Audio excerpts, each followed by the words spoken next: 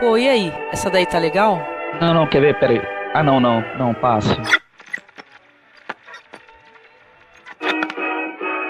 Essa é legal, hein? Deixa nessa daí. Olha. Não, pô, olha lá. Não, peraí. Ah, não, a outra. Também essa não? Ah, eu prefiro aquela anterior ali. Essa era que tava tocando quando eu conheci meu cachorrinho. Olha só. Como achei tão bonito. Tá valendo?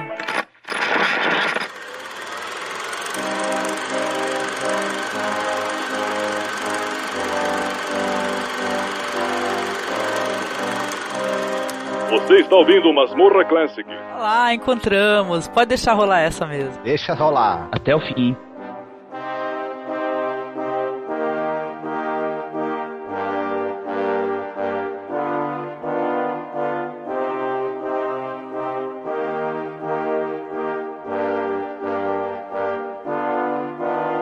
Olá, ouvinte. Seja bem-vindo a mais um podcast, o nosso querido Masmorra Classic. Eu sou a Angélica e eu estou aqui com o meu amigo Paulo Elache. Tudo bem, Paulo? Tudo bem, olá pessoal. E também com o meu parceiro de gravação, o Marcos Noriega. Tudo bem, Marcos? Tudo certo.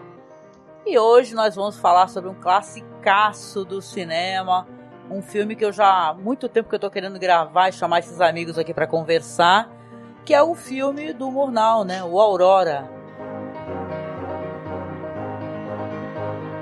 Aurora é um filme que é muito importante, né? Porque ele representou não apenas a chegada do F.W. Murnau, né? Que é o Friedrich Wilhelm Murnau em Hollywood, e o resultado desse acúmulo de experiências técnicas e visuais, né? Que ele começa ali no cinema alemão, né? O cinema mudo dos anos 20, né?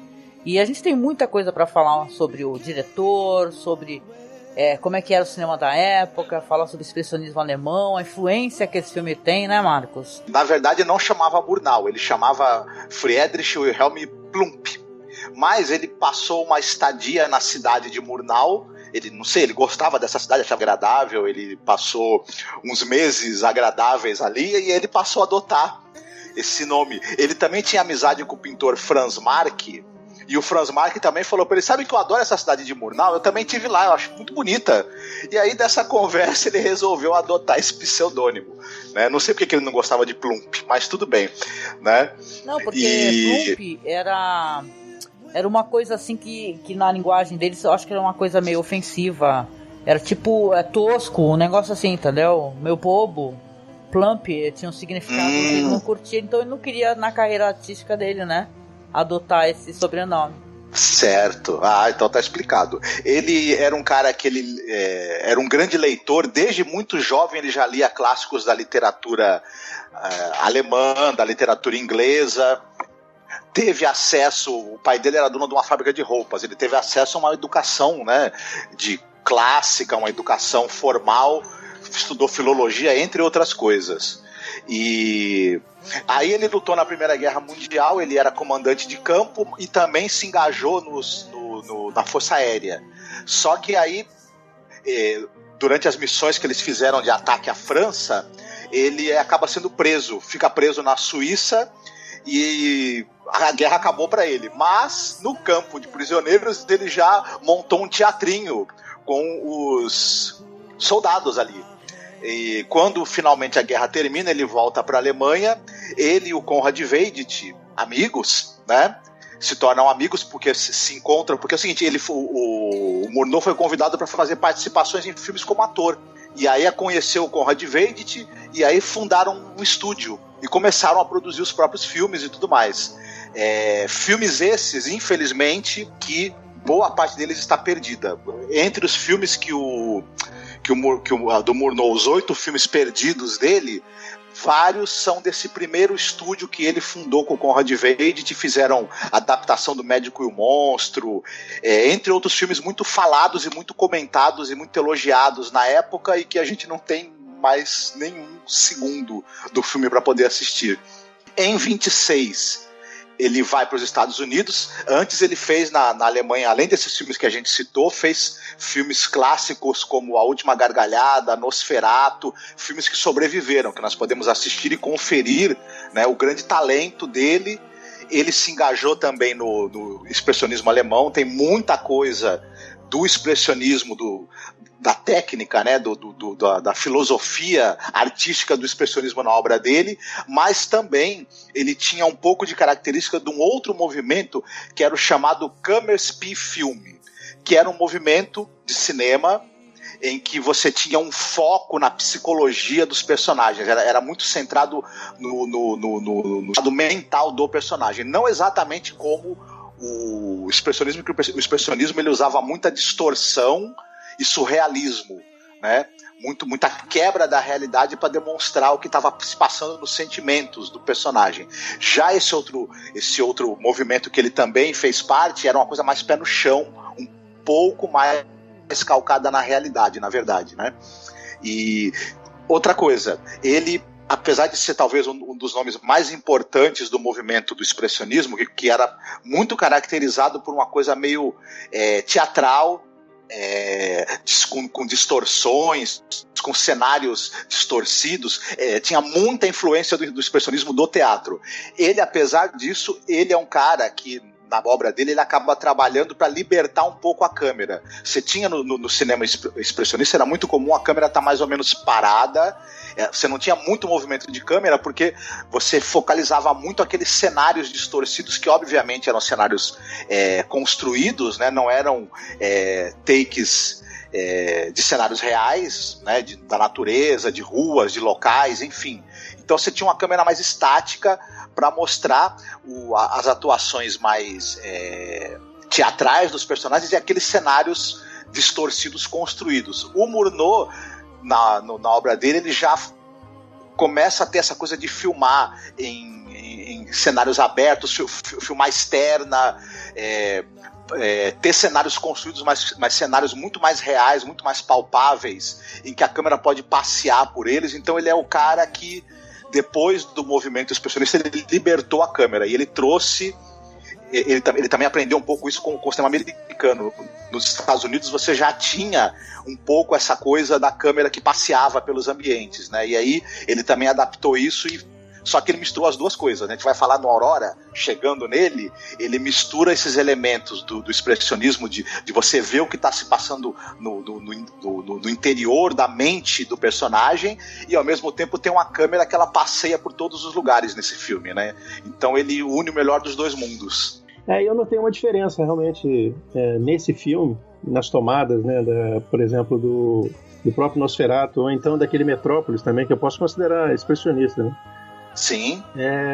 Realmente a câmera se move de forma diferente, mas a distorção... Eu até estava demorando, faz tempo que eu não vejo um filme assim, né, dessa época, e eu olhei assim, tem uma cena lá que a mulher lá da cidade, né, a moça da cidade, ela na hora que ela está saindo, ela chega, tem uma família jantando, e tudo é torto naquela sala. Eu olhei e falei assim, cara, tá ruim a imagem que eu... Aí eu olhei, porque eu peguei do YouTube, né? Isso aí é outra falha. Esse filme não é pra ver no YouTube, não, pelo amor de Deus, cara. Teria que ser tela grande, cara. Eu perdi muito no preto e branco, tudo, tá... Mas então, essa parte aí que eu achei interessante, né? E só um comentário desse filme aí, ele foi baseado num conto, né? Eu esqueci o nome do autor aqui. O nome dele é Herman Suderman. Suderman, isso. E curiosamente, né, tem uma cena lá que uma mulher no final, ela fica, quando ela vai gritando e a câmera chega perto, você vê, que depois que eu vi que o nome do conto, né, porque no filme não tem nomes, né, tem só o marido, a esposa, a moça da cidade, né, e assim por diante. Mas eles têm nomes, né, e depois eu vi numa pesquisa que eu fiz que a moça, por exemplo, a mulher dele, a esposa, o nome dela é Indri, e ele é Ansas. Entendeu? Isso é do conto, né? Do conto lá que eu percebi. Mas eles falam isso lá, né? Os atores falam. A mulher falou direitinho o nome dele, gritando, né? Pra ele no final. Lembra daquela senhora? Aí você vê ela falando, Ansaz. Ela abre bem a boca e fala, nossa, ela tá falando isso. Apesar de não ter legenda. Mas você vê que ela tá falando. E outra coisa também do filme da pesquisa que eu fiz, ele foi o primeiro, né, a ter a trilha sonora junto com a filmagem, né, mas também efeitos sonoros, né. Eles colocaram que sons do ambiente, vozes sem diálogo, né? Isso aí você percebe lá numa parte lá na frente, né, quando eles estão na cidade, né, naquele momento. Não, e legal você mencionar essa questão, porque existe um remake, né, um filme, né, de 39, que é baseado nesse livro de contos, na verdade, que são várias histórias, né, desse Herman Suderman. Sim. E a história, ela tem um tom, e isso é muito curioso, né, que é uma crítica que as pessoas têm, apesar de ser um sucesso comercial na época, né, porque o filme é de 39, é dirigido pelo Veit Harlan, né, e estrelado pela Christina Soderbaum, Philip Dorn e a Anna Damon. Eu não sei se estou pronunciando corretamente, né? Mas é uma história que é muito parecida, né? Porque tem a questão de uma mulher estrangeira e tal, só que eles colocam no filme com uma mulher polonesa, sabe? E inclusive é muito curioso como é colocado isso aqui. Eu tava dando uma olhada na Wikipedia e tá aqui, ó. A Elski, como é típico de papéis de Christina Soderbaum, que é a atriz que é protagonista desse filme 39, é um modelo de esposa paciente, virtuosa e antiquada, de linhagem ariana pura e saudável, proveniente de sua vida no campo, enquanto a sua rival é polonesa, promíscua e citadina, um produto óbvio da cultura do asfalto, entre aspas. A sua vitória refletiu a necessidade de evitar a tentação do adultério quando muitas famílias são separadas. Então o filme é colocado, inclusive, como um filme que tem esse tom, um tom assim, muito preconceituoso, né, e tal, né. Ainda mais que é um filme que, na época, né, eu tava dando uma olhada, diz que o próprio Goebbels, né, aquele lá da... Sim. Como é que é? Se a arte não for... Tem uma coisa horrorosa que aquele cara brasileiro copiou, né? O que ele falou, aquele idiota que era que era daquela pasta lá da cultura? A pasta da cultura, esqueci o nome dele também. Que bom, eu esqueci dele. A arte será heróica ou não será nada, né? Então esse Goebbels aí, ele foi assistir com a esposa dele. E disse que ela saiu no meio da projeção porque ela entendeu que a história parecia-se muito com a história dele, sabe? Porque o Goebbels tinha um romance com uma atriz tcheca chamada Vida Barová, né? Então, o filme ele tem essa carga muito negativa, né? Que, sinceramente, eu nem tive curiosidade de assisti-lo, né? Então, pra mim, eu acho que Sunrise, né? O Aurora, ele é muito mais profundo, sabe? Ele tem um tom... A gente vai falar mais sobre isso, né? Ele tem um tom muito melodramático, né? Mas ele tem um tom de redenção. Ele tem uma coisa assim de analisar a questão do êxodo rural, né? Sociedade de consumo, né? Então, eu acho a Aurora muito mais rico, ele é muito mais poético, né? Na maneira como ele apresenta, né, esses personagens dessa história pra gente. Né? Mas Sim. Eu gostei muito de você ter mencionado o conto e o autor original, que tem essa curiosidade, né? E depois a gente pode comentar mais à frente que o conto tem final diferente, né? Tem, o final é triste, né? Não é um final feliz, né? Isso se comenta também, né? Só um comentário que o Marcos falou que ele foi para os Estados Unidos, né? E ele depois, ele foi em 26, né? Foi a convite do William Fox, né? Uhum. E ele realizou os 4 últimos filmes da carreira dele nos Estados Unidos, né? A Aurora foi o primeiro, né? Depois aí Os 4 Diabos, de 28, O Pão Nosso de Cada Dia, de 1930 e Tabu, de 31. Aí depois ele morreu num acidente automobilístico, né? Uma coisa legal de falar sobre o diretor também, isso é importante, né? Até porque o Aurora, ele tem uma história que ele quis, o diretor, colocar como uma história universal, sabe? Tanto que o homem não tem nome e a mulher não tem nome no filme, né? Mas Sim. O diretor era gay, né? E pra época, inclusive, ele era um cara muito à frente da época dele, porque ele era um gay assumido, né? Ele chegou a morar com o companheiro dele, né? Ele tinha um companheiro, ele perdeu o primeiro companheiro na Primeira Guerra Mundial, né? Então ele, na verdade, é um gay assumido, conta uma história de um relacionamento heterossexual, né?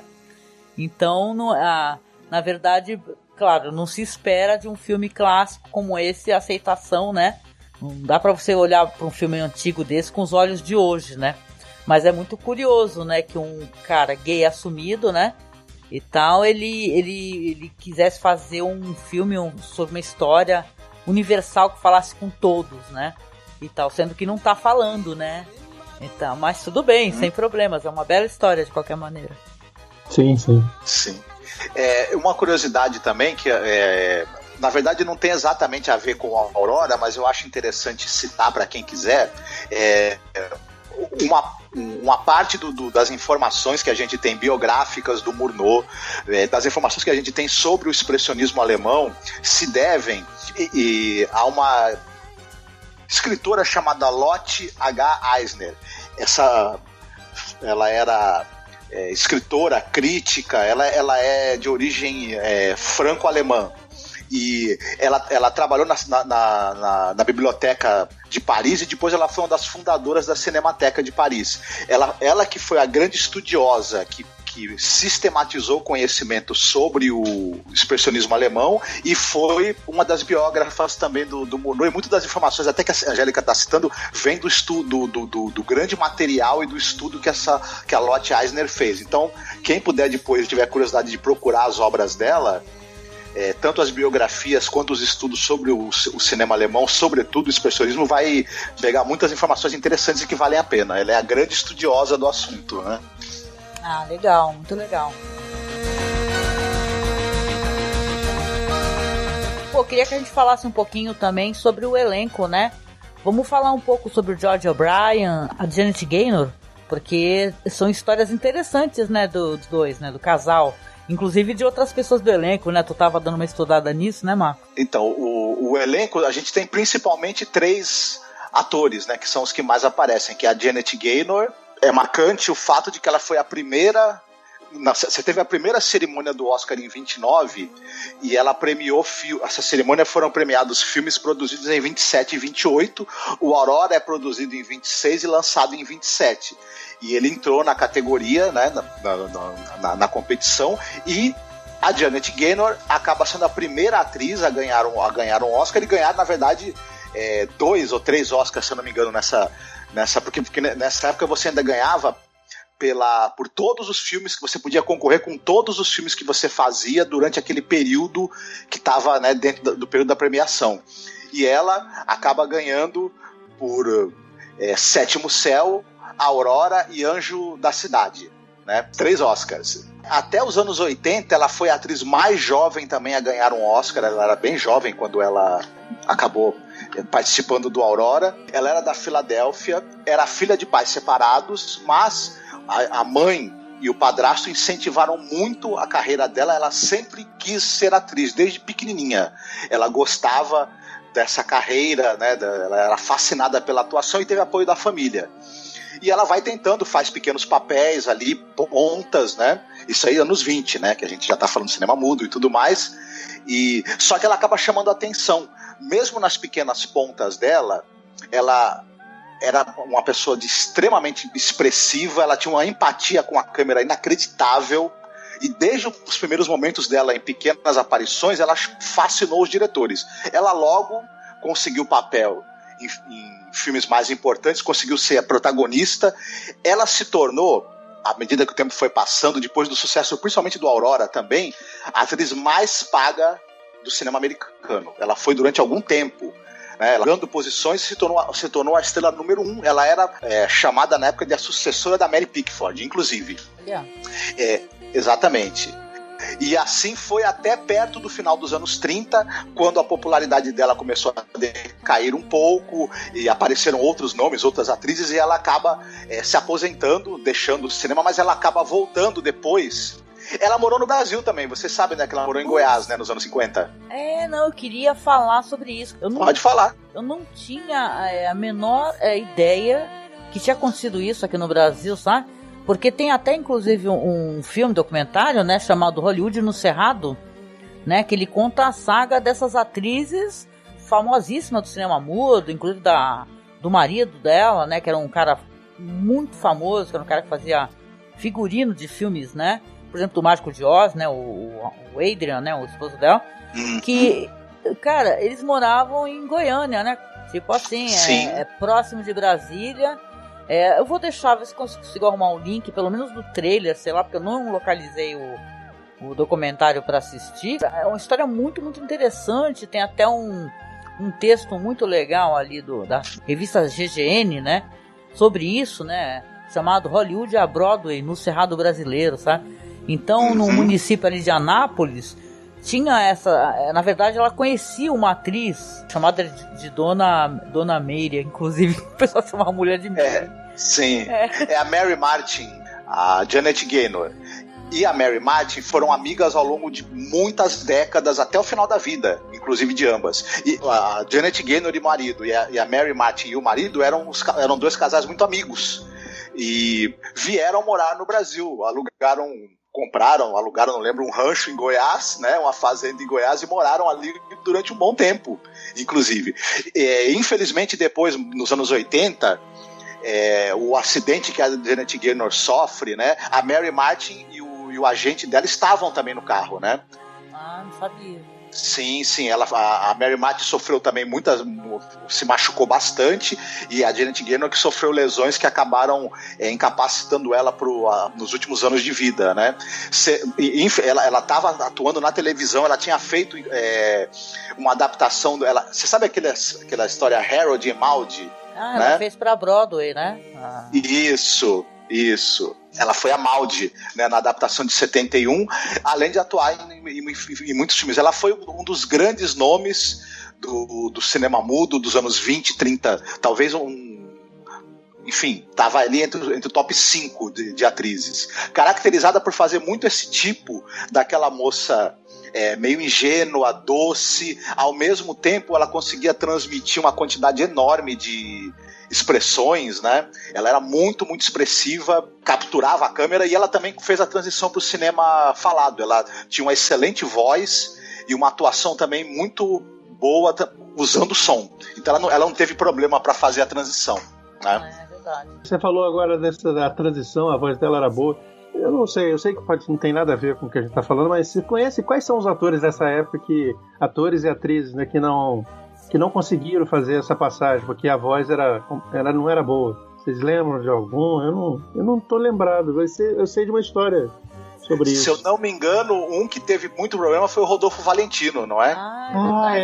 Ele tinha uma voz meio fina, né? Isso, mas você tinha o recurso que alguns atores que a voz não correspondia muito bem à figura deles, né? Quando começou a ter o cinema falado, você tinha, às vezes, o cara era muito grandão, muito forte, e tinha uma voz bem fininha, tipo, né, Anderson Silva, né?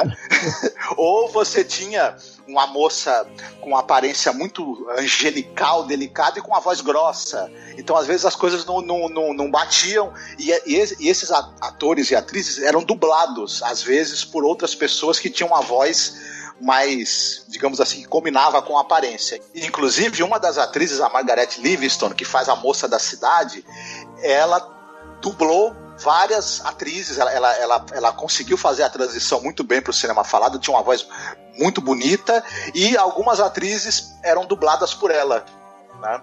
Ah, que legal.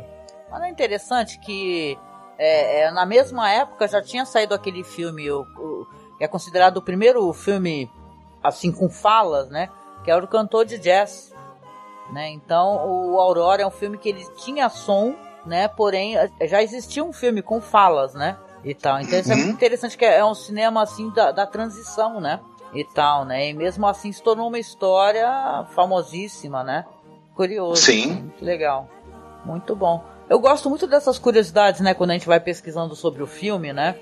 Que você vai descobrindo coisas muito interessantes, né? E a história em si, você estava falando inclusive do ator, né?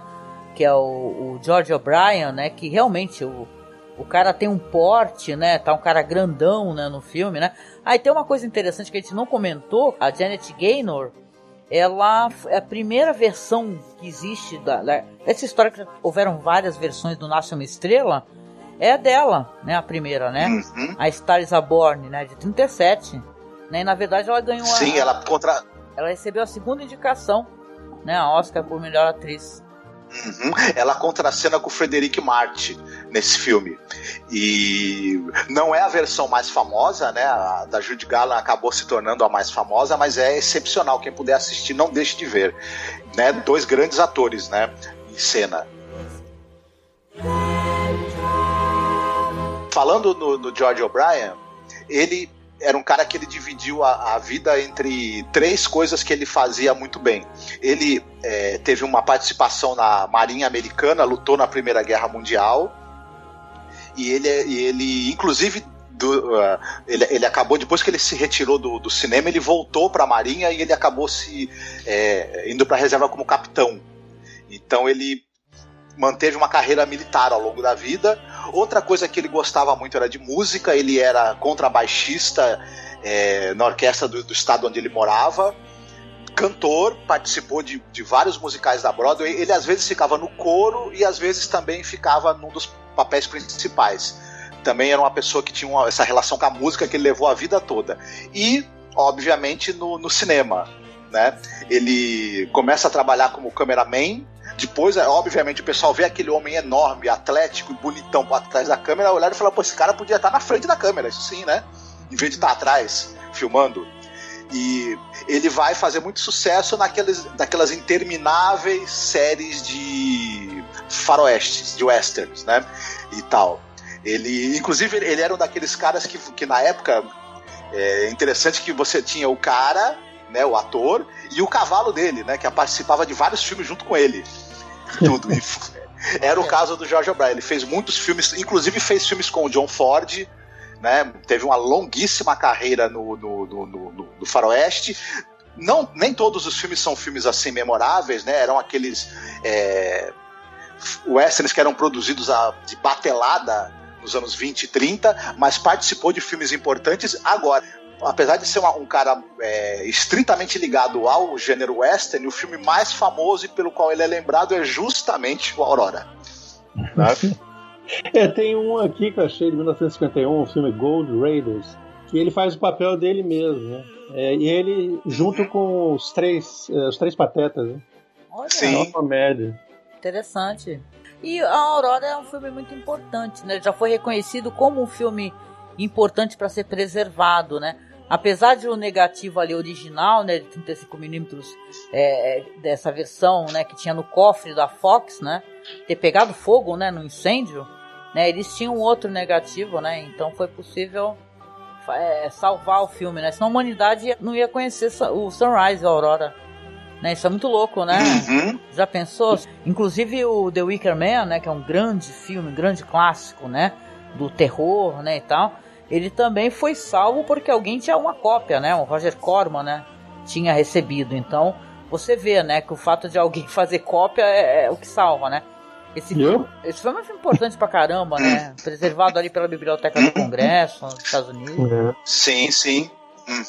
O Murnau, ele tem sorte apesar dos filmes dele terem se perdido, vários deles. O Nosferatu, por exemplo, ele fez o filme, teve uma briga com os herdeiros ali do espólio do Bram Stoker, e ele acabou fazendo o filme sem pagar direitos autorais, trocando os nomes dos personagens, a localidade dos eventos, só que ele sofreu um processo, perdeu, foi condenado, e todas as cópias do filme tinham que ser destruídas. Só que muita gente que tinha visto o filme adorou, entendeu a importância do filme, e o pessoal fazia algumas cópias piratas, ou a cópia feita ilegalmente, o pessoal guardou, né? Escondeu, por isso que o filme sobreviveu também, né? Eu lembro daquele caso daquela diretora importante também do cinema mudo, né? Na verdade, a primeira uma pessoa que fez história com narrativa, que é Alice Guy Blaché, né? Que tinha aqueles curtas, que muitos filmes foram perdidos, né? Então, às vezes você que é um estudioso de cinema, né? Você quer conhecer um pouco mais sobre os filmes do diretor e tem uma grande lacuna, né? Porque você fica querendo saber como é que é essa trajetória da pessoa enquanto diretor, né? Porque você pega o Aurora, né? Como eu falei no começo do podcast, você vê que o cara já tinha uma bagagem ali do cinema que estava sendo realizado ali na Alemanha, E depois ele já foi para Hollywood, já com toda essa bagagem, inclusive influenciou muitos diretores, John Ford, por exemplo, né? Que a maneira como ele utiliza os planos, as sobreposições, né? A gente vai falar sobre isso, mas caramba, é impressionante, né? Esse é um filme antigo e tinha certos momentos que eu achava ele moderno. Isso é muito curioso, assim, você tem impressão de modernidade no jeito como a cidade é retratada, né? Então é excepcional, né?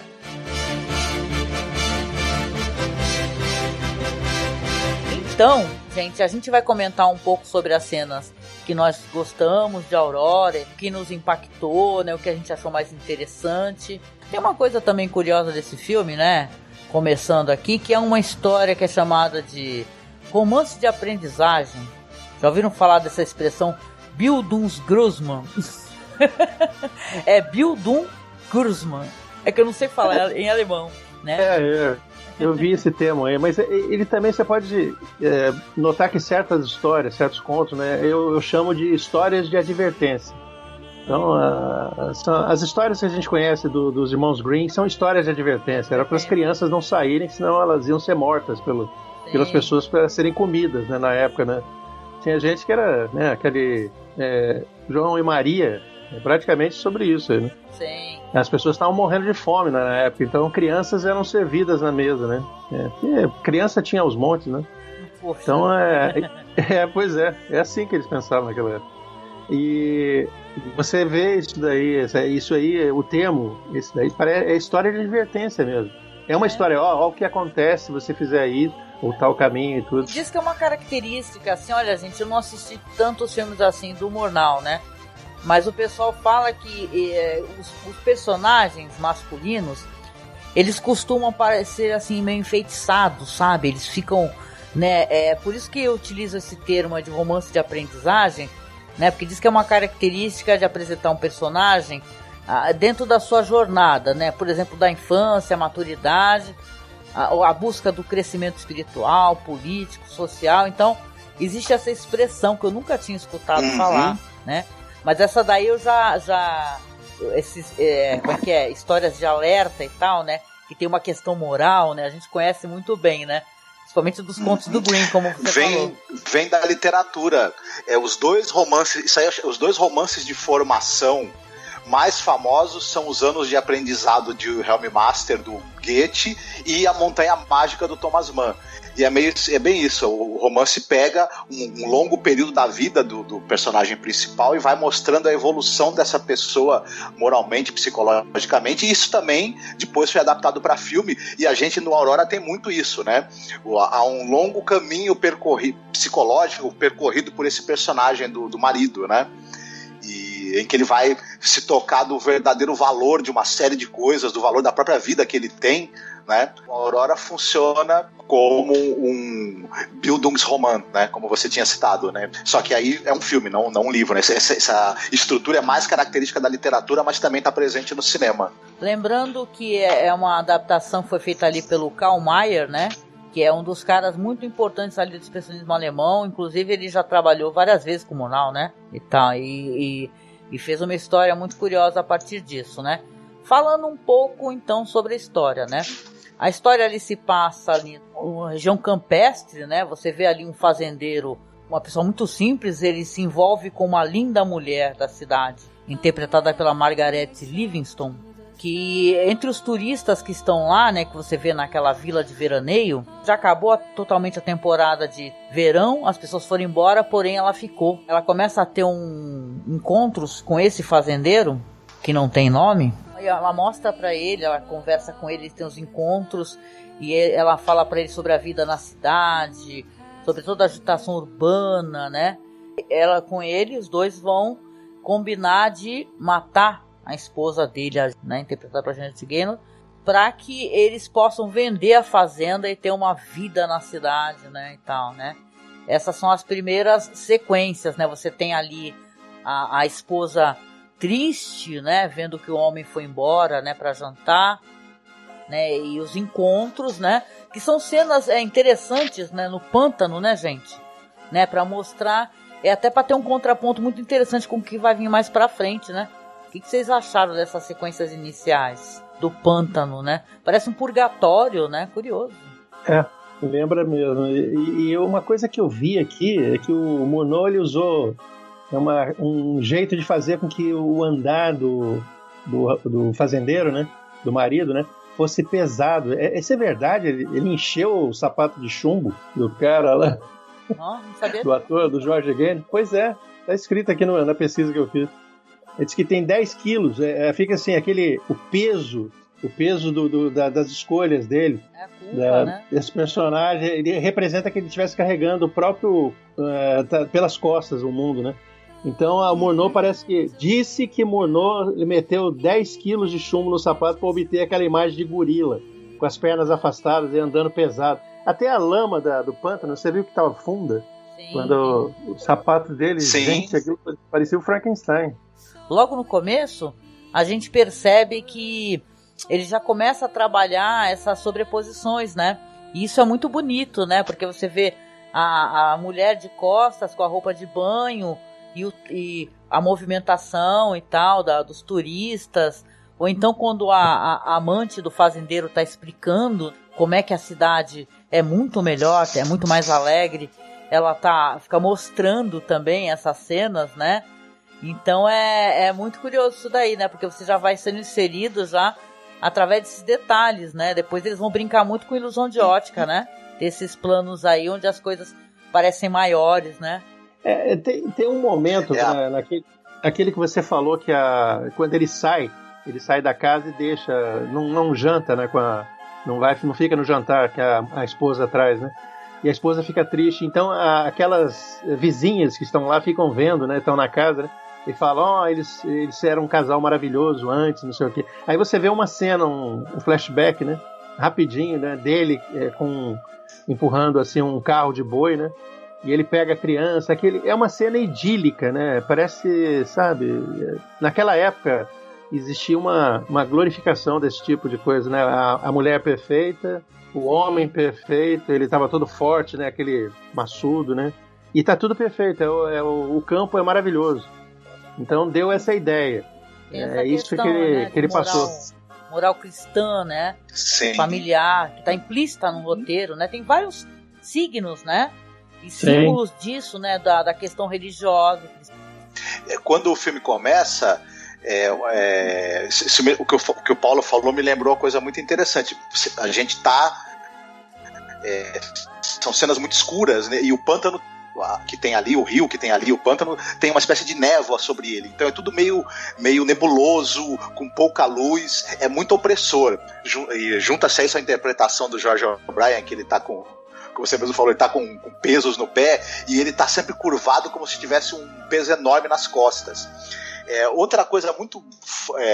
e ao mesmo tempo, você tem esse contraponto quando elas vão falar de como eles eram felizes antes dele conhecer a amante. É uma cena bucólica, é bem iluminada, é muito bonito esse contraponto que é feito. Outra coisa muito interessante que eles fazem, que o diretor faz pra gente entender as intenções dos personagens, quando a amante fala pra ele que a esposa poderia se afogar, né, que eles estão planejando uma morte, o filme é mudo, então todas as falas aparecem escritas, né, com legendas, né, e tudo. As letras vão como se fossem se afundando em água, né? Nossa, vão se desfazendo. Isso é genial. Uhum. Ele brinca muito com os títulos. Tem um outro momento, o personagem tá falando uma coisa e aparece a fala escrita, e quando essa mesma fala é dita mais alto, a câmera aproxima para a fala ficar maior, como se você tivesse esse efeito do grito. Uhum. Então ele lança a mão de tantas ferramentas narrativas que é absolutamente encantador como ele consegue transmitir tudo que os personagens estão pensando, sentindo, através dessas sobreposições, dos flashbacks, do uso inventivo dos letreiros. É sensacional isso daí. Baseado nessa que o Marcos falou também, eu sinto, eu vou falar o que eu sinto. Eu não entendo muito de cinema, não entendo quase nada, né?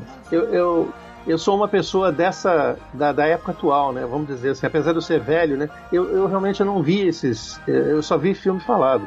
Então é difícil, às vezes eu demoro para ver certos filmes. Esse filme me prendeu. Ele me prendeu, eu gostei. São várias surpresas, igual aquele outro filme também de western, que nós já fizemos, né? O Homem que Matou Facino, né? O Homem que Matou Facino, né? Então, esse aí eu também não gostava, mas quando eu assisti esse filme, eu falei, gente, não generalize o western. Então eu gostei desse filme, do jeito que ele fala. Muitas pessoas podem falar assim, gente, mas é chato aquele negócio, ele fazer, gente, mas o que eles estão fazendo, aqueles atores, o que eles passam, só com os olhos, a expressão facial, aquele peso, caminhar. Gente, vou falar, aquela cena do barco, essa foi a melhor cena pra mim. A gente não chegou nela ainda, vai chegar. Mas ela, a esposa e o marido olhando pra baixo, e assim, e remando, e ela olhando, ela vai virando a cabeça assim, e depois ela vira assim pra trás, ele se levanta. Gente, aquilo é Hitchcock puro. Eu fiquei abismado com aquilo lá. É muito, muito forte aquilo. Não, a Janet Gaynor, ela é impressionante.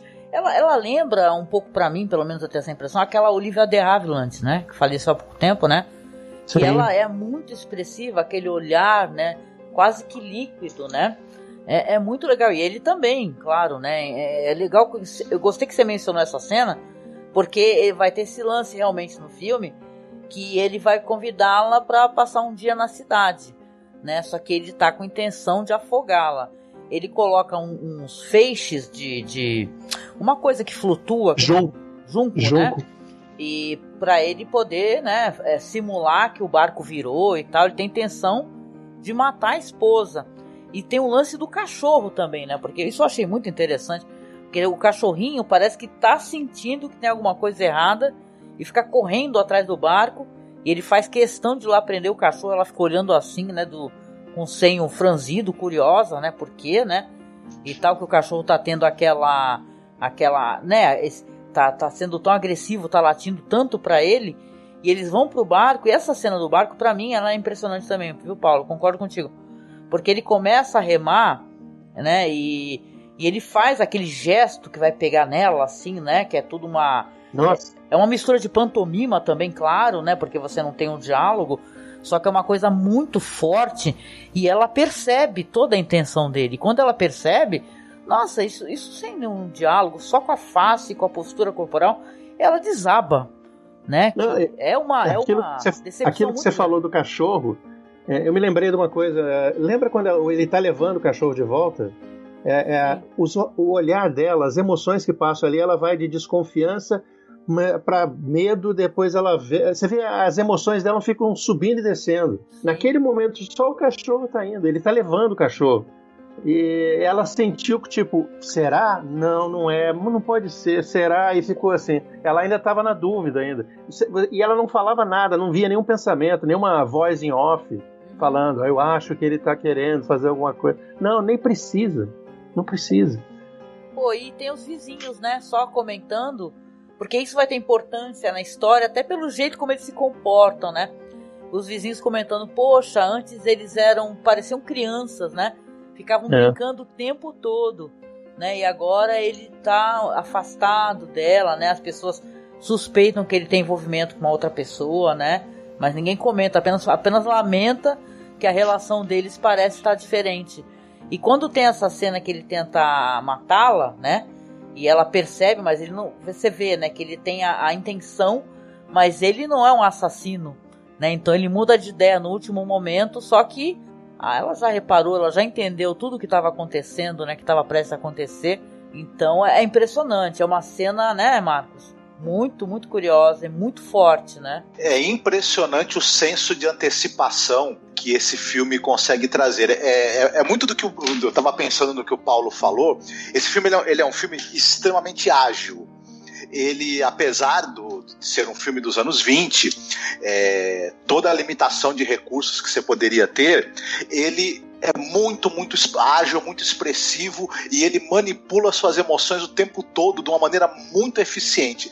Você tem, como vocês mesmo citaram, essa cena dele no barco com ela poderia ser uma cena de suspense, sem nada de excepcional, né? O cara tá ali, você sabe que ele em algum momento vai tentar matá-la, mas o tempo todo, ao longo dessa primeira parte do filme, quando o personagem do marido, primeiro quando ele está conversando com a amante, ela sugere que ele afogue a esposa. Depois, em alguns outros momentos, é inserido um frame de pensamento dele em que ele está jogando a esposa do barco e afogando ela. Vocês lembram? Essa cena fica sendo repetida várias vezes. Isso vai gerando uma tensão crescente. Juntando isso, a postura dele, a felicidade que ela demonstra, porque ela tá se sentindo abandonada, né? Ele some, passa a noite fora, não dá atenção para ela, claro, ele tá pensando na amante o tempo todo, vive se escapando para encontrar com a amante, e você percebe como a interpretação dela, ela tá cabisbaixa, ela tá apagada. Quando ele fala que vai levá-la para passear, ela se acende como se fosse um farol de alegria, de felicidade, só que a gente vai vendo todas essas imagens dele afogando ela, do que estão na cabeça dele, e a antecipação que isso cria na hora que o cachorro começa a latir e como querendo avisá-la, você chega num auge de suspense, de antecipação muitíssimo bem construído, e que faz com que você não consiga tirar o olho da tela um segundo, né? É algo assim que é realmente impressionante. Sim. O que eu esperava foi o pior. A gente esperava, o clima estava subindo, estava mudando, a tensão estava aumentando, e de repente aquilo arrasa. Aquilo que eu falei da lágrima que caiu no... Eu senti uma... Não é pena, não é dó, eu senti o que ela estava sentindo, né? E ela chega, ela desmancha. Você viu como é que ela apaga? Isso que o Marcos falou, ela era um sol, agora ela virou assim, encruada, virou uma velha. Na hora, assim, vocês sentiram o que ela passou. Ela estava morrendo ali, morrendo, mesmo ele falando desculpa, perdão, desculpa, ele morrendo. Aquilo me fez chorar, ela não consegue nem comer um bolo, cara. Não, bolo, eu comecei a chorar naquela hora ali, ela na mesa. Né, ela mesmo com a cabeça baixa, que ela fica com uma postura assim, com o queixo no ombro, né, arrasada total e completamente, e quando o barco encosta, eles vão para a cidade, e ela sai correndo imediatamente. Pega o bondinho, né, que depois também ele vai conseguir acessar. Aí você, inclusive, vai ter umas cenas muito interessantes da cidade, né, que aparecem eles na área rural ainda, depois indo para a área de fábricas, né, porque vamos lembrar da questão da Revolução Industrial também, né, então é legal como é mostrado no filme, e eles chegando na cidade. Você falou bem a questão do bolo, né, que eles vão parar numa confeitaria. Pela postura, tudo, você vê que ele tá claramente arrependido, né, do ato que ele estava prestes a cometer, só que ela tem um medo dele justificado, né, estava prestes a cometer um feminicídio, né, o cara, e depois ele senta com ela na confeitaria, pega um pedaço de bolo para ela não consegue nem comer o bolo, né, é uma situação desesperadora, né. É horrível, foi uma sensação muito ruim, né, e muitas mulheres sofrem isso hoje em dia, né. Mas eu não vou ficar comentando que a visão do mundo de hoje, porque eu não perdoaria ele, né? Não dá, cara. É verdade, não, isso é uma questão também nesse filme, é uma né? questão de época, né? Sim, não, e isso é uma questão importante nesse filme, né? Eu penso assim, tudo bem que a gente entende um filme como um retrato de uma época onde algumas discussões elas não estavam ainda, né, em voga, né? Porque é triste, mas o filme ele quer ter um tom positivo, né? Ele quer ter um tom de redenção, sabe? Então esse personagem ele vai ter essa redenção, ele vai ter essa chance. Eles colocam uma mulher também, vamos lembrar que o filme também tem uma questão que se você é feminista, não tem como você não perceber, né? Tem uma questão de você ver a mulher como a nota dissonante, né? Essa outra mulher, essa forasteira, né? E como se ele não tivesse culpa disso, na verdade ele tem, né? Claro que ele tem, ele pensa com a cabeça de baixo. Sim, e se a gente for pensar nessa história como uma história de formação, é como se as personagens femininas elas fossem um instrumento para a formação do caráter e completar a chegada na maturidade desse homem, né? Enfim, tem um pouco disso também, né? Embora o personagem da esposa ele tenha o arco dela ali também, né? E seja muito, muito bem traçado, né? Também muito por conta da atriz, né? Sim. Não, e eu divido esse filme em 3 partes, obviamente, como todo mundo, né? Essa primeira parte, que é a parte que eles estão ali naquela região, ele tá com a amante. a parte da cidade, que é totalmente sensacional, né? E o final, que a gente vai comentar também. Mas eu queria saber de vocês, o que vocês acharam dessa trajetória da cidade, né? Porque eu acho que a primeira alteração que eles vão ter real é quando eles veem um casamento. E eu lembro que isso daí também me chama muita atenção, porque é pra você se comover com isso, né? Que eles entram na igreja, eles olham na cerimônia, né? No momento justamente aonde o padre está falando assim. Você vê que ela é uma mulher frágil, né? E ela precisa de proteção. Você vai proteger essa mulher, né? E aquilo toca ele abre o olho, né? Ele lembra da própria cerimônia dele, tal, das palavras que foram ditas, e um olha para o outro, né? E tem uma questão cristã, né, e tal, e familiar dentro do filme que está sendo discutida, tanto que no momento do arrependimento toca os sinos, né? Não, né? E ela começa a perdoá-lo, né? Porque eles têm aquele resgate, aquela lembrança daquele amor, né? Exatamente. Esse momento apesar de novo, eu não curto muito essa visão religiosa, né? É que você tem que proteger ela. Às vezes você sente, porque você coloca a culpa, né? Fala assim, não, eu devia ter feito. Você sempre deve fazer o melhor possível, né? Mas você tem que cuidar da pessoa. Ela pode se cuidar também.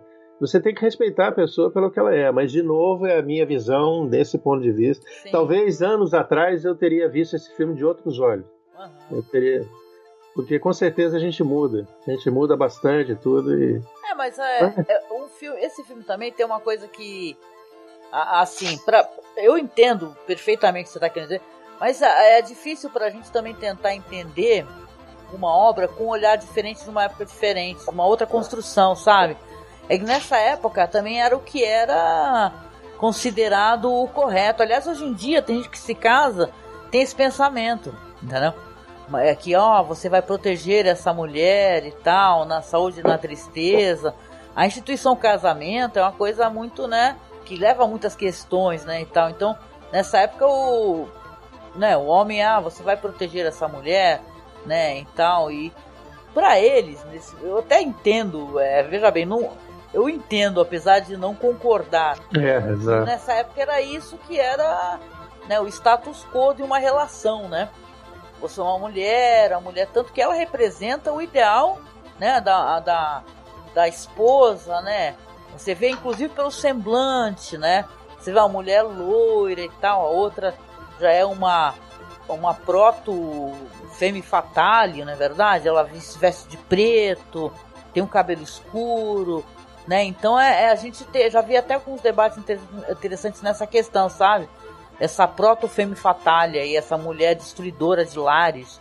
E ela é uma mulher que tem a coisa mais inocente, né? Você vê até a própria casa, né? Com pouquíssimos elementos dentro da casa, né? Você não tem um sofá, que é uma coisa que depois ela vai mais pra frente, né? Quando eles vão ao fotógrafo, né? Não tem um sofá e ela fica sentando e pulando naquele sofá, né? E eles geraram crianças. Isso, eles têm aquela alegria de viver, né? Então depois que tem esse perdão, que eles se perdoam, né? Se abraçam, ela beija ele, consola ele, como se fosse uma criança, né? Isso é até interessante, parece uma mãe, né? Consolando um filho, né? E se beijam e tal, e depois vão tirar fotos. Só que antes da foto, né, Paulo e Marcos, tem o negócio do salão do barbeiro, né? Pois é, gente, aí voltou de novo. Eu não consigo tirar a visão que eu tenho. Quando eu vi aquele... Cara, ele só faz besteira, cara. Aquilo que ele fez lá, eu não vou nem falar, cara, pro pessoal assistir, mas pra que ele fez aquilo, gente? Pra que, cara? O cara que tava dando em cima da mulher dele, eu sei. É isso, exatamente. O que ele tira do bolso pra ameaçar o cara. Que é isso, cara? Mas ele é um fazendeiro, ele é uma pessoa rústica, simples e rústica, mas é uma pessoa forte e perigosa, cara. Sim. Então, mas tudo bem. Deixa pra lá. Essa segunda parte do filme, né, esse segundo ato que é o da cidade, eu fico impressionado com... primeiro que a cena que você mesmo já comentou, quando ela pega o bonde para fugir dele, como ele torna essa cena interessante, porque ele vai mostrando essa transição ali do campo para a cidade, né? E uma cena que poderia ser banal, né? Meramente ela ali escapando dele no bonde, ele consegue fazer uma observação até sociológica e geográfica muito interessante a partir dessa cena. E ele vai fazendo com que a gente meio que se distancie daquele mundo que a gente estava vivendo ali até o momento, que é o mundo do campo, e vai nos preparando para esse outro mundo que a gente vai conhecer nesse momento. E é impressionante como essa cidade, ela tem... Primeiro que é impressionante a quantidade de movimento que você tem nessas cenas. Tudo está se movendo. A câmera tem não só a câmera, né? Porque você tem muita coisa de cenário construído, a geografia toda pensada para tudo se mover. Você tem aquelas cenas deles caóticas, deles andando pelo trânsito, né? Devia ser um caos muito grande o trânsito nessa época, e a gente sente perfeitamente esse caos, esse movimento, esse burburinho da grande cidade. Quando eles vão passear nos locais, está sempre acontecendo alguma coisa, tem muita gente, tem dança, tem movimento, tem canto, e a cidade ganha um tom assim grandiloquente, de um grande espetáculo. Na verdade, a gente sabe que a cidade não é exatamente isso, mas isso é pelos olhos deles, que estão fascinados por ver tudo aquilo. E o filme consegue transmitir toda essa agitação, todo esse movimento, todo esse barulho. É um filme mudo, mas ele é extremamente barulhento.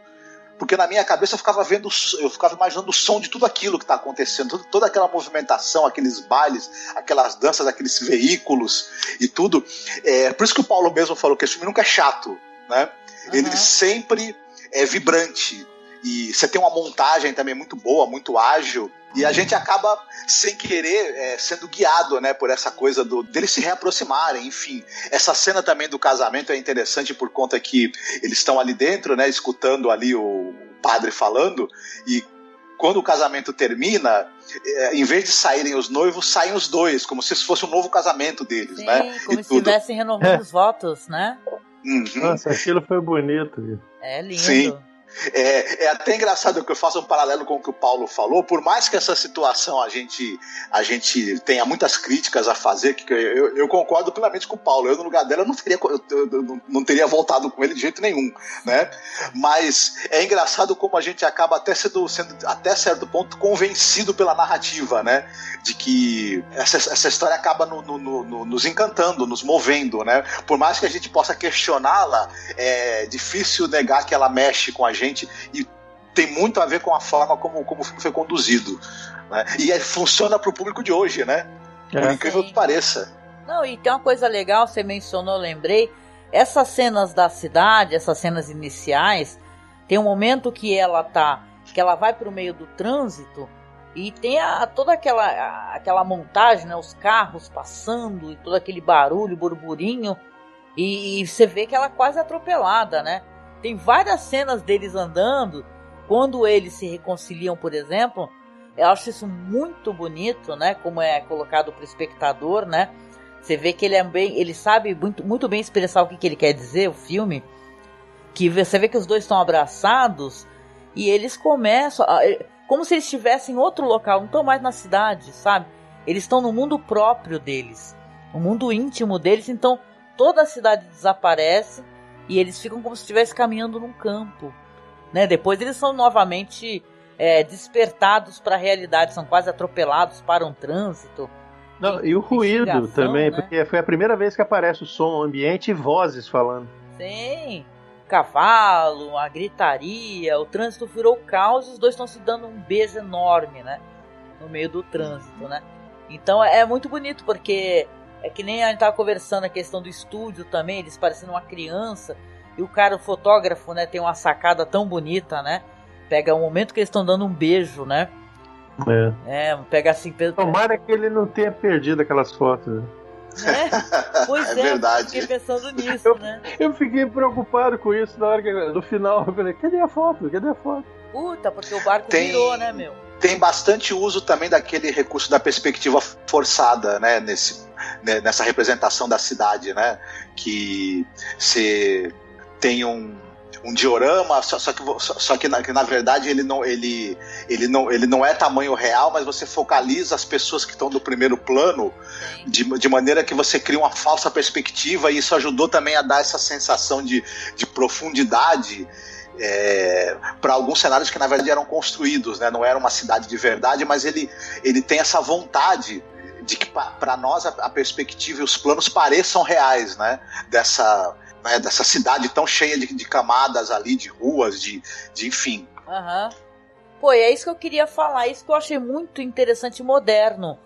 Porque justamente essa questão da perspectiva forçada, né, que cria essa ilusão de ótica, né, que você tem, é algo, eu lembro que eu comentei contigo, né, parece que você está assistindo, por exemplo, tem esse filme Inteligência Artificial, né, que tem um momento que eles entram naquela boca enorme, né, eles estão no carro, e você tem uma coisa meio futurista, sabe, eu achei uma coisa quase futurista, aquele parque de diversões com aqueles aviões, sabe, circundando ali, né, e tal, e muito lotado, né, porque você vê que na cidade tem gente que não acaba mais, né, depois vai ter o baile também, que eu acho curioso, assim, como o filme coloca eles enquanto personagens que seriam camponeses e tal, pessoas que não são acostumadas a andar na cidade, o quanto eles se tornam importantes, né, e tal, o negócio do porquinho, depois aquela dança deles, né? Então isso é muito bonito, né? Que eles têm relevância e importância naquela noite especial, né? Tô pensando aqui em tudo que você falou aqui, né? E a história do porquinho é bonita, mas ela foi pra mostrar que eles viraram crianças ali. E ela mesmo querendo dançar e tudo, né? O porquinho ficando bêbado, gente, que é isso? Aquele cara bebendo vinho. Eu adorei aquele ator, gente. Aquele cara que faz o garçom. Isso. E ele pega a garrafa meio vazia. E as caras que ele faz bebendo vinho são muito legais, cara. Maravilhoso. Aquele negócio, o cara consegue pegar o porquinho ficar bêbado, né? Porque nessa época, né, não tinha isso de baby, né? O porquinho atrapalhado, sei lá. Aí o porquinho fica bêbado, ele pega o porquinho, eles celebram, né, esse feito dele. Aí começa a tocar uma música lá e os dois. E eu gosto muito da postura dela, porque pra mim a Janet Gaynor, ele é maravilhoso, o ator, mas eu acho que ela carrega o filme nas costas, eu tenho essa impressão. Porque ela tem uma postura totalmente diferente, né? Ela fica lá chamando... Você entende isso, né? Vamos dançar e tal, tá tocando a nossa música, e bota as mãozinhas na cintura, e ele fica constrangido, depois ele acaba cedendo. Tem todo aquele lance do cara com a alça da blusa da mulher, que aquilo é hilário. O cara que tem toque, né? O cara que tem toque. Puta, a alça da mulher não para de cair, o cara tentando levantar, aquilo é muito engraçado. E ela, obrigado. Obrigado. Braço de esquerdo, braço direito, ombro. De repente ele abaixa os dois, né? Ela toma um tapa, cara. Ai, meu Deus do céu, foi muito bom. Não, e é claro, vai ter essa parte toda da cidade. Depois os dois vão tomar um vinhozinho ali sentadinhos na mesa, né? Eles descobrem que o vinho é caro para caramba, né? E ele não tem dinheiro suficiente para pagar. E a postura da atriz é tão bonitinha. Ela pega a bolsinha assim, toda pimpona, abre e termina, né, de colocar as moedinhas para poder pagar o vinho, né? Então, sabe o que é isso engraçado? A gente tá comentando sobre essa questão toda, parece que é uma personagem muito passiva, né? E diz que o Murnau, ele queria que ela atuasse assim mesmo, né? Passar essa passividade, né? Essa bondade. Mas ela tem parece que ela tem uma atitude e uma agenda própria também, né? Que ela não é tão subserviente assim, né? A ele, né? Então eu acho bonito, assim, como ela é retratada, né? Porque você tanto quanto o personagem, né? O marido, você vai ver o quanto essa mulher é interessante, né?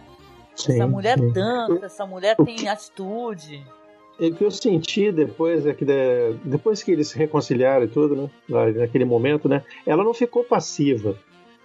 Como você mesmo disse aí, né? E ela começou a tomar a frente e parece que ela conduz o filme. Apesar dela continuar ainda aquela mulher tranquila e tudo, maternal e tudo, ela conduz o filme. Ela segura ele, né? É ela que está segurando na mão dele. Ela que está levando ele para a volta do ideal deles, né? Que ele imagina. Que o certo mesmo seria ela largar ele e fazer carreira de advogada ou então até uma engenheira, alguma coisa. Entendeu? Mas tudo bem, mas ela voltou, ela tem a família e tudo, pelo menos voltou ao que eles chamam da normalidade, que era daquela época. Mas isso aí eu acho que foi o próprio Murnau que fez ele colocou o dedo dele, dessa visão, para que ele dá uma força ali, para falar assim, a mulher é forte ali. Eu acho que foi isso, sim, porque ele continua ainda mesmo tosco, né, como sempre, né? Sim. Só que ele não era ruim, realmente, ele não era um assassino nem nada, mas era um tosco, né, pelo amor de Deus. É alguém que ele ficou seduzido, assim, por uma promessa de uma vida mais glamurosa, né, e tal. E ele, de certa maneira, essa história também serve pra isso, pra mostrar que ele poderia ter isso ao lado da mulher que ele ama, né? Ele podia ter essa noite de diversão, de glamour, de dança, né, e tal. E nesse meio tempo a gente vê, inclusive, que a amante dele, e isso mostra como os caras escrevem esse personagem, né? A mulher tá tipo vendo um jornal e tá assim, compramos a sua fazenda e tal. Ela já tá lá, né, marcando, né, o anúncio, né, pensando, opa, ele já deve ter ido lá matar a mulher, né, vamos vender essa fazenda, ter uma vida em comum, né, e o casal vai voltar pra casa, né, gente? Quando ele volta, né, eles voltam, né, ele dá aquela sugestão de que vamos voltar num barco, fica bonito. E você vê aquela cena bucólica, né? Tem as pessoas dançando do outro lado, acho que é uma chata que passou, né? Um barco grande, pessoas uma fogueira, né, pulando. Com fogueira e tudo. Eu pensei que fosse uma beirada do rio, alguma ilhota, mas parece que era um barco, tinha uma pessoa guiando atrás, parecia um barco grande, né? Mas fogueira no barco, eu também falei, caraca, não vai pegar fogo no barco, cara? Pois é. Sabe, mas tudo bem, tá valendo. Eles estavam alegres, tá todo mundo bonito. Aí o que acontece, né? Nesse momento, quando tá tudo bonito, ela até descansa no peito dele, ela tá deitada, tá tão feliz, né? E bebeu demais um pouco, né? Então, vou descansar. E ele tá achando tudo bonito, tá lá andando, navegando, que ele içou a vela do barco dele, né? E ele vai chegar na casa dele, tá esperando chegar. E de repente uma inesperada, a tempestade, né? Uma tempestade daquelas de rachar mesmo, de vento, vendaval, água, tromba d'água, tudo. E parece que eles vão se afogar, né? Então é um momento, o barco tá toda aquela loucura. Na cidade também. É como se tivesse a chuva, tivesse lavando tudo, né? Foi pra lavar. Aí eu pensei nessa hora, gente, não faz isso não, né? Mas ele lembrou, né? Ele lembrou que ele tinha aqueles juncos no barco, né? Que ele tinha guardado, né? Que era pra ele sobreviver, né? E ele amarrou nela o junco, né? E acontece, né? Passa a tempestade, começa aquela loucura. Aquela senhora lá que ficava cuidando do bebê, né? E aquela atriz lá, até o nome dela, eu esqueci o nome dela. Bodil Rosen, o nome dela. Ela fazia sempre papéis de como é que chama? De matronas, só fazia papel assim, né? Cuidava de crianças e tudo. E ela chega e tá lá cuidando do bebê e vendo aquela chuva, tempestade, raios pra tudo até lá. Aí, quando passa tudo isso, você vê que ele sobreviveu. Ele tava lá na beirada do rio, mas cadê ela? Ele gritando. Aí ele volta pra pedir ajuda, né? Sim, ele vai pedir ajuda pro pessoal da vila que eles moram, né? Para o pessoal pegar os barcos e tentar encontrá-la, né? Porque ela tá amarrada com os juncos, então ele imagina que ela pode estar flutuando, né? Desacordada, talvez, ferida. Só que à medida que eles vão fazendo a busca, eles acabam se deparando, porque ele amarra 2 ou 3 feixes de junco nela, só que um deles se solta, e eles acabam vendo juncos ali, né, na água, e eles logo imaginam, caramba, ela se afogou, né? E o pessoal fica muito triste, resolve desistir da busca, menos um fulano, que é um pescador, morador, né, ali mais velho, que ele resolve continuar. Ele vai para outro lado, parece, né? Que os caras não tinham ido ainda. E é ele que salva o dia, né? O senhorzinho, né? Que vai lá e consegue resgatar. E é mó bonita essa cena, né, gente? Porque ao mesmo tempo que tá prestes a acontecer uma tragédia, né? Porque eles já tinham desistido de encontrar a esposa e aparece a amante, né? Quando ela vê toda a movimentação, ela vai lá e fala pra ele: e aí, deu tudo certo? E aí, nós vamos conseguir? Então ela morreu? E o cara tem uma reação que ele começa a esganar a mulher, né? De novo, cara, de novo. Ele começa a esganar a mulher e tal, e quando ele tá prestes a enforcar, aí essa senhora que você falou, né? Ela aparece o rosto dela gritando com lágrimas nos olhos, né? e você entende que ela foi encontrada, né? Quando ele retorna para casa, ela já tá em casa, né? Porque esse senhor levou. Até tem, porque esse filme tem uma coisa de ter um humor em algumas cenas, né? Então esse pescador aí, a senhorinha lá, né? Que é a amiga dele, estava cuidando do bebê, começa a beijar o cara, agradece, senta. E a esposa dele tá atrás, né? E ela, o jeito que ela começou a olhar, eu falei assim, essa aí deve ser a esposa, pela cara que ela fez. Olhando de cara ela feia. puxa a orelha Exatamente. Aí todo mundo agradece, muito emocionado, né? E ela pega e fala assim, né? Você entende? Muito obrigada, todo mundo pra fora, tchau. Entendeu? Já encontraram, né? E ele tá ali ao lado da esposa que fica desacordada, né? E aí você vê até a questão do nome do filme, né? O Sunrise, a Aurora. Por quê? Porque ela vai acordar no outro dia de manhã, quando o sol tá nascendo, e o marido tá ao lado dela, né? E tal. E eles têm aquele momento de um olhar pro outro e tal, e dar um beijo, né? Que eles estão juntos e você entende que vão ter uma vida juntos, né? A mulher, por sinal, vai embora, né? Uma carruagem, a amante, né? E tal. Quase morreu, né? Ele quase... E você fica desesperado. O filme não é muito interessante porque você fica desesperado quando você vê ele enforcando a mulher. Fala, puta, o cara vai estragar a vida dele agora. Agora ele acaba com a vida dele. Criança, você pensa no cara, né? É bizarro. Eu falei, caraca, agora sim esse cara vai acabar com a vida dele de vez.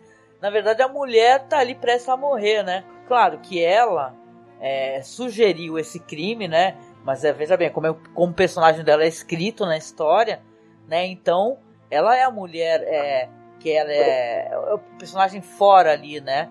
Daquele idílio deles, né? Ela tá atrapalhando, então ela precisa desaparecer, né? Então, mas tem essa coisa, né? Uma crítica ao modo de vida que tá mudando, né? Esse filme, eu penso assim, que é um filme que fala assim, ele olha uma questão humana, assim, muito mais simples, a pessoa do campo, e esse contraponto da cidade, né?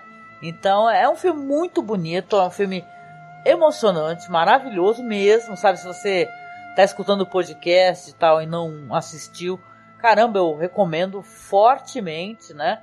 Que é um belíssimo filme, mas é um filme que quando a gente pousa, né, o nosso olhar moderno e tal, com todas as nossas discussões que a gente vê diariamente. Eu achei ótimo, realmente não deve lamentar. Ele deve se comparar, mas é uma obra que, mesmo que você não goste, assim como vários livros de autores que foram racistas, nós devemos ter só comentários, né? Por exemplo, não tirá-los, de apagar o livro, apagar essa história. Não cancelar, é preciso que a história continue, porque a gente possa discutir sobre isso, né?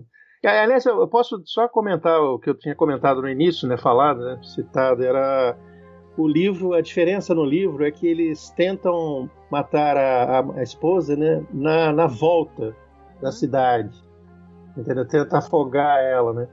E na hora que acontece isso, né, ele fica comovido, né? Entendeu? Comovido pelo jeito, a ingenuidade, ele se arrepende do plano.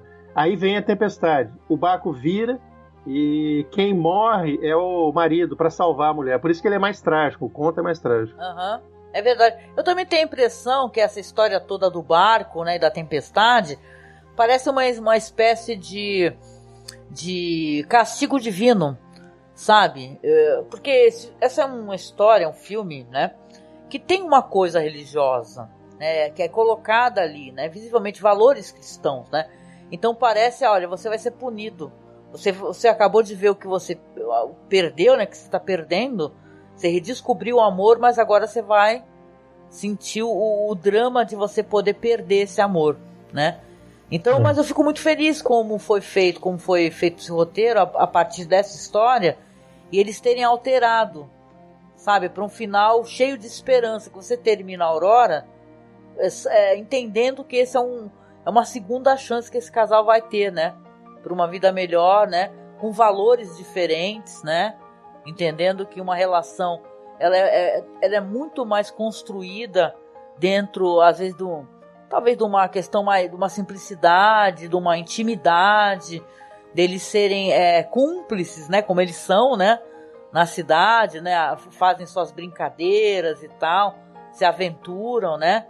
Então tem, sim, uma lição de moral, né, nessa história, mas é uma história muito bonita, é um filme que que ele é importante para a história do cinema, né? Ele hoje é reputado como um dos principais filmes da história do cinema de todos os tempos, né? Tá aí, né, nas primeiras posições de várias listas, e não é à toa, né? Ele, em termos de narrativa, ele trouxe uma série de inovações, uma série de efeitos interessantes. Ele é um filme que, para mim, ele tem uma história interessante, porém uma história mais ou menos simples até, e tudo, mas os recursos narrativos que são usados fazem ele ganhar um outro nível, outro patamar. E é isso que torna um filme grandioso, né? O uso da linguagem de uma maneira que faz uma história crescer, né? Se tornar algo que muito maior do que ela é no papel, até. Enfim, então, essa questão do uso da câmera, uso da perspectiva e como ele constrói um mundo, né? Como ele consegue expor pra gente o que está se passando dentro da cabeça dos personagens, o que eles estão sentindo, como ele conduz a gente para esse universo ali tão pulsante de emoções, né? Ele é um carrossel de emoções, esse filme, né? Por isso que ele tá aí no lugar de merecido lugar na história do cinema, né? É para se descobrir realmente. Ah, legal. E aí, vocês consideram então, como muitas pessoas, um grande filme, uma obra-prima, uma obra importante? Né? Eu vou falar para vocês assim, que eu sempre quis poder fazer um podcast sobre o Aurora, né? Até os nossos amigos lá, que eles são muito queridos do podcast Filmes Clássicos, fizeram, né, sobre a Aurora, né? Eu pensei assim na época, inclusive, ai caramba, num dia eu também quero poder falar sobre a Aurora. Aliás, eu recomendo, gente, se vocês quiserem conhecer mais sobre a obra do diretor, o Murnau, procurem lá no podcast Filmes Clássicos, que eles têm mais de um podcast, inclusive, viu? De outros filmes do Murnau, para você saber como é que você conhecer mais sobre o cinema dele, né? Então, gente, eu agradeço, porque, espero que você, caso, que nem eu falei, né? Se você não assistiu, que você assista, que é um belo filme, eu acho muitíssimo interessante e delicado. A química dessa atriz com o George O'Brien, né? A Janet Gaynor, é absurda, né? Eu até lembro que eu falei pro Marcos, nossa, eles parecem um casal. É um tipo de casal assim que a gente conseguiria enxergar como casal, né? O jeito como eles se abraçam, como eles dão risada. É um filme muito bonito. E eu considero, assim, se eu tivesse que fazer um top 10, né? Seria um dos filmes com certeza do meu top 10. E você, Paulo? Também gostei bastante. E só uma coisa que eu esqueci de falar quando eu tava falando do conto, a comparação, né? Eu imaginei que assim, depois que a tempestade no conto é o dilúvio bíblico. E a tempestade no filme é o batismo deles. Ai, que é o Velho e o Novo Testamento. Interessante. Olha só. Uma leitura curiosa, Paulo. Gostei. Legal. Também. Muito bom, muito bom. E você, Marcos? Eu gostei bastante do filme. Eu me emocionei muito. Eu me surpreendi a primeira vez que eu vi com o quanto esse filme ele é ágil, vibrante, e como ele flui maravilhosamente bem, né? Que eu digo, ele pode ser perfeitamente bem assistido por um público de hoje, que, né, ele tem um ritmo muito ágil e tudo, e consegue, né, captar a atenção da gente, transmitir as emoções de uma maneira muito eficiente. Eu gosto demais desse filme. Enfim, foi excelente revê-lo. Eu gostei de comentar ele junto com o Paulo também, que eu tava com saudade de gravar com o Paulo. Eu também. Eu tô há muito tempo querendo gravar com o Paulo, vocês não têm noção. Saudade, viu, Paulo? Poxa, obrigada, viu, amigo? Pois é, depois de ontem, né, eu comecei a rever as nossas conversas, né? Poxa, eu agradeço, Paulo. Você é um amigo muito querido. A gente, como muitas pessoas, né, a gente nos conhece pessoalmente por uma questão apenas de geografia. A gente tá longe, mas a gente tá muito próximo, assim, né, de pensamentos, assim, de valores que a gente, né, coisas importantes. Então a gente tá muito unido, né? Estamos nessa podosfera brasileira aqui, que tem muita gente boa e muita gente que partiu, que vai fazer muita falta, né? Sim, sim. Mas a gente tem a felicidade de poder fazer o nosso registro, sabe? Eu penso no Sérgio, né? Que é uma pessoa muito querida também é um dos veteranos, né? Da nossa podosfera, né? Do podcast Impressões Digitais, já gravou com a gente. E ele fala que o podcast é um registro, é como se você escrevesse um diário. Eu gostei muito dessa expressão que ele usou, sabe? Ele fala assim, ó, você, naquele momento da tua vida, era aquela tua impressão, que você estava sentindo, é um diário, está registrado, né? Mas a gente pensa nos amigos que partiram e a gente tem um registro, né? Dos pensamentos, dos sentimentos, de toda maravilhosa capacidade artística desses amigos, né? Que a gente teve a felicidade, né? De poder conversar, né? Compartilhar pensamentos e sentimentos, deixar o registro aqui num podcast. Então isso é maravilhoso, gente, né? Eu valorizo muito, muito, muito isso mesmo, viu? Então, obrigada, Paulo. Eu que agradeço. Você sabe que você é um amigo que a gente a gente ama de paixão. Não, e vocês vão ver a hora que eu for tomar vacina, todo mundo estiver bom, a gente for aí se abraçar, é bom você usar colete, porque eu vou quebrar a costela de tanto abraço forte que eu vou dar. Ai, que delícia, muito bom. Eu vou ficar aguardando ansiosa, hein? Ai. Vocês dois estão no meu coração. Obrigada, amigo. Você também, viu?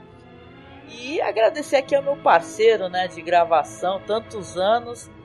Marcos, obrigada por mais essa gravação, foi maravilhoso, né? Que vamos lembrar, porque acho que foi você que me recomendou, né? Então, tá registrado. Eu fiquei muito contente também, viu? Muito mesmo. Eu gosto do Marcos porque ele é super sucinto, viu, Paulo? Ele é assim mesmo. Obrigado, é isso mesmo, gostei, não, legal. Tá bom. Tá certo. É isso. Olha, ouvinte, obrigada por você nos acompanhar aqui no nosso bate-papo falando sobre esse filme magnífico, né, que é o Aurora. Eu espero que ele te inspire para você assistir mais filmes do diretor, né, que é uma coisa que eu acho que vai para além da cinefilia, você conhecer sobre certas obras e por que elas tocam o coração das pessoas, né. Então agradeço e te convido, como sempre, né, eu falo sempre das redes sociais no final do podcast. Se você puder, dê uma passadinha lá na nossa página, tá? No Facebook, é facebook.com/masmorracine. Nosso Twitter é @masmorra_cast, tá? Os nossos perfis estão todos linkados aqui na publicação, o meu, do Paulo, do Marcos. E se você puder, né, nos apoiar, é sempre bem-vindo o apoio, né, para que a gente possa manter aqui o nosso site no ar, nosso servidor. Por favor, né, seja nosso padrinho ou seja nossa madrinha. O link também está aqui na publicação, tá? E a gente deixa aqui um beijo, um abraço muito, muito apertado, tá? Se cuide, tá? Porque a gente quer você aqui com a gente, você por aqui. Se cuide muito, se cuide bem. E eu vou encerrar esse podcast aqui. Vocês vão me desculpar com uma música que eu acho lindíssima, que é uma música de uma banda que eu adoro, que é o Uriah Heep. Tá, de um álbum que é o The Magician's Birthday de 72, chamada Sunrise. Tá lindo. Opa! É lindo. Legal. Então um beijo pra vocês e até o próximo podcast, gente. Fiquem bem, se cuidem. Se cuidem, abraço. Olha o meu abraço já, hein? Opa!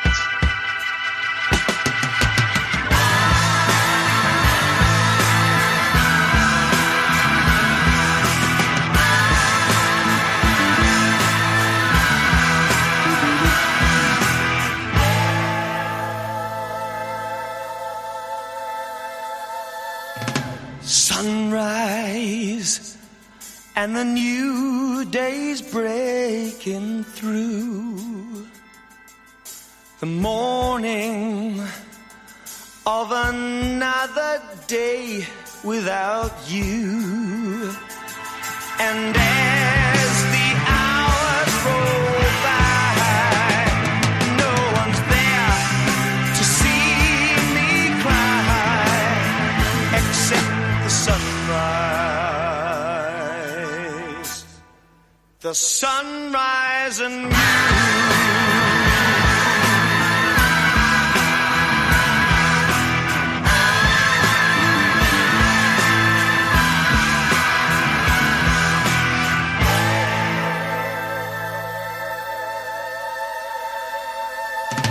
Tired eyes drift across the shore,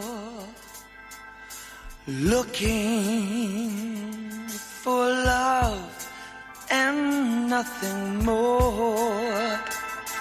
But as the sea rolls by, there's no one there to see me cry, except the sunrise. The sunrise and you.